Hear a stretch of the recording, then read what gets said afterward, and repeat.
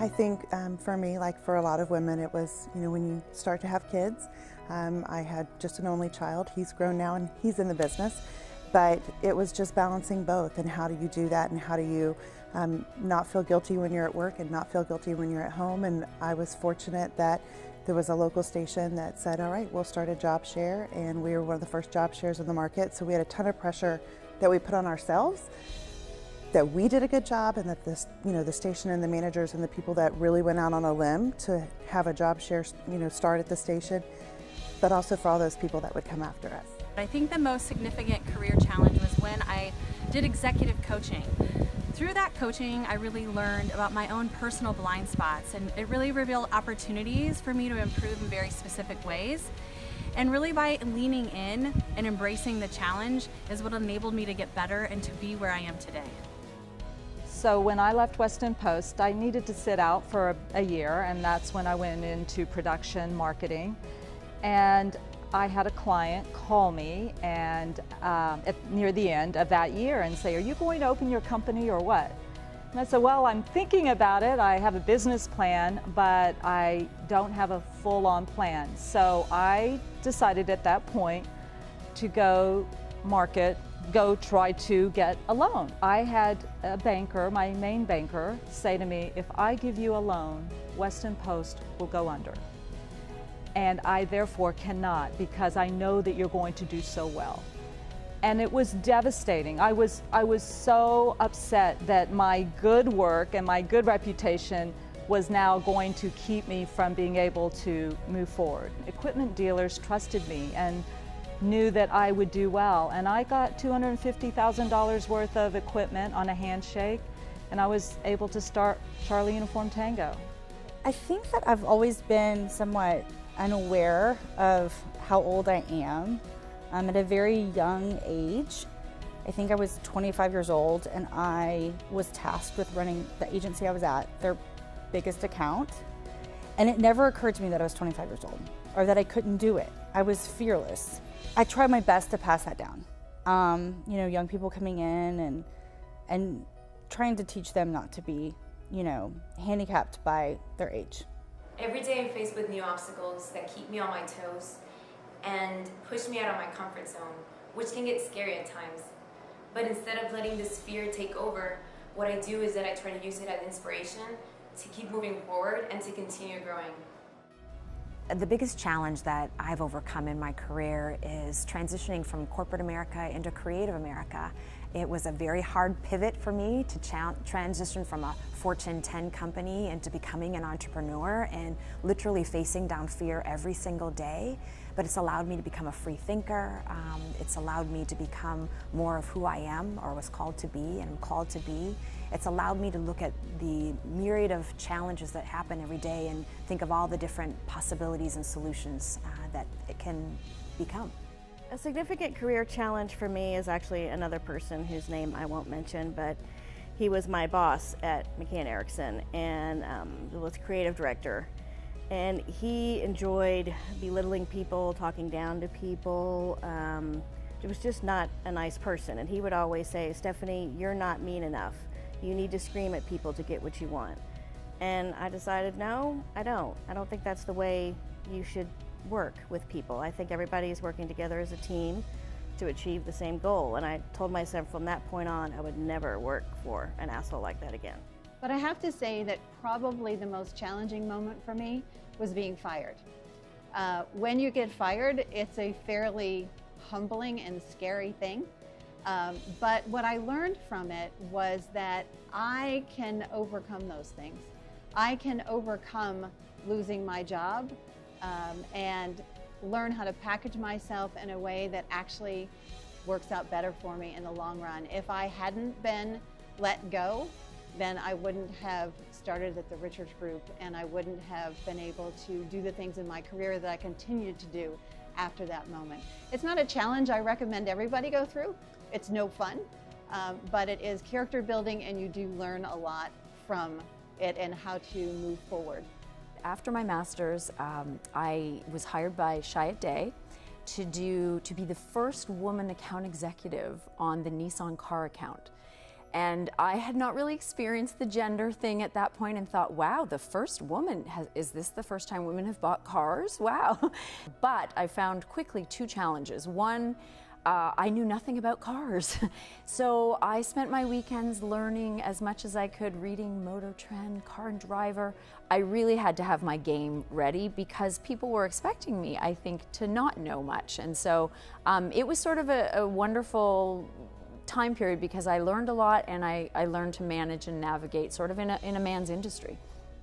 So before starting Stratagar, I worked in media and worked at large Hispanic advertising agencies, and I managed large portfolios, worked on really large brands, and I was really good at that. And when I started my company, I was really good at that part, but I realized very quickly that I didn't know how to run a company. I didn't know how to set it up from an operational perspective. I didn't know anything about taxes or insurance or workman's comp or any of those things. But I was very lucky to have a close group of friends and advisors and family, specifically my husband, who helped me set myself up for success from day one. Moving over from broadcast spot buying and over to the digital space kind of was a challenge for me. It was a little nervous, just learning something new and learning a new language and just coming in with something different. But it's exciting, and you've got to be open-minded, and I get a chance to be really nimble, but it's exciting. It changes every day, and I get to learn something new every time I come into the Richards Group. Having to understand how to create compelling presentations and then deliver that to an audience was definitely a challenge for me throughout my career. And I think that I really figured it out when I understood that if I did my homework and I could approach it from a place of confidence in my knowledge, I realized that it was really only a conversation rather than a presentation, and it just became so much easier after that. Early in my career, I was a partner in an independent boutique advertising agency here in Dallas. And my partner was diagnosed with a terminal illness and ended up passing away very quickly. And so it was totally devastating.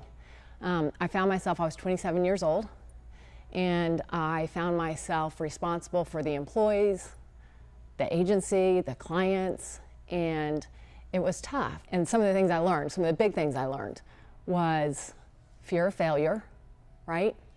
And how you overcome that. Failing forward and the importance of failing forward. And then just real sheer grit and determination.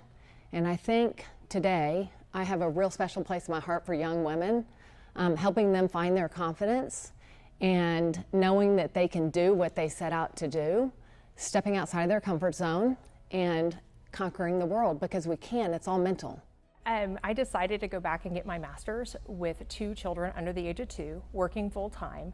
And from a change perspective, I would say it taught me about intentionality and being very purposeful with my time and prioritizing. Through my career path at Paramount, I was given a lot of challenges. However, moving to New Orleans to a brand new station was quite challenging. It was my first GM job, and we had to rebrand that station. It was formerly branded as a cable channel by Cox Cable, so I had to rebrand it to a UPN network. It was inspiring, awesome, and the crew that I had doing it made it a success. Being sort of a rising star when I was younger, I got great review after review, and then the recession hit, and in 2011 I was laid off and it was the first time I'd ever been let go, and it's devastating. You start questioning everything about yourself of, did I not do something? Was I not good enough? And it ended up being the biggest blessing to ever happen to me. I immediately almost found a job that threw me into digital advertising, which I had not had any experience doing. And now it's 90% of what I do. And if that door hadn't been open for me, I don't think I would have been brave enough to ever make that journey on my own. So what's one of those lessons that you look back and you say, I was devastated, I was floored, but really made a big impact in who I am. So when I made the change from the publishing world to marketing, I went to work for a traditional marketing agency. And 8 months into that role, they lost their largest client and I lost my job. But in the months or two leading up to that, I had met the man who owns the digital agency I work for and actually run now. And it was life-changing because I always enjoyed technology, but I took a leap of faith, as did they with me, and I haven't looked back. I've been here almost 9 years and have loved every minute of being part of a digital agency. Yeah, besides just being a woman? No. I think for me, it was more, sometimes my career was the only thing that was going right in my life. And I had personal challenges that I went through. And what that taught me, though, is it really humbled me and changed my perspective. And it taught me to have deep empathy for the people that I was marketing and advertising to. And I tell my students today, if you want to develop one skill that will make you a better advertiser, learn to develop empathy. Learn how to observe without judgment. Learn how to really listen to people for their true needs and desires, and meet them where they are. That will make you a better advertiser. So confidence is my Achilles heel and has always been throughout my career. I can remember when a former boss said, "Too bad you're not interested in running a company based in Chicago." And it pissed me off enough that I responded in a very confident manner and said, "What do you mean, too bad? Of course I'm interested." And the rest is history. If I hadn't responded in that confident manner, who knows what would have happened or wouldn't have happened. I would say as a young person coming right out of school in brand management, the most serious challenge was definitely a low salary. And I think that some of the best ad agencies are in some of the biggest cities, and Dallas is not a cheap place to live. And so I had to wrestle with the balance of my experience and what value that held. And you know, I live by the motto that what you put into this life is what you're going to get out of it. And so I knew that if I worked hard and I gained that experience, it would pay off in the long run. Once that boss left, I had to report to an executive leader. And because he wasn't well tuned into my profession, he made me feel very small, unimportant, like what I did didn't matter. And it made me start to second guess myself and who I was and whether I was in the right career or not.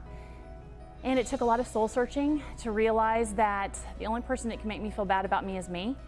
And so do I want to put up with this and keep going, or do I want to move on and do something new? And what I discovered was I wasn't going to put up with it, and made the decision to leave the company. And it was the best decision I ever made. I never looked back. And as you can see today, I'm still a passionate media leader and feel very fortunate.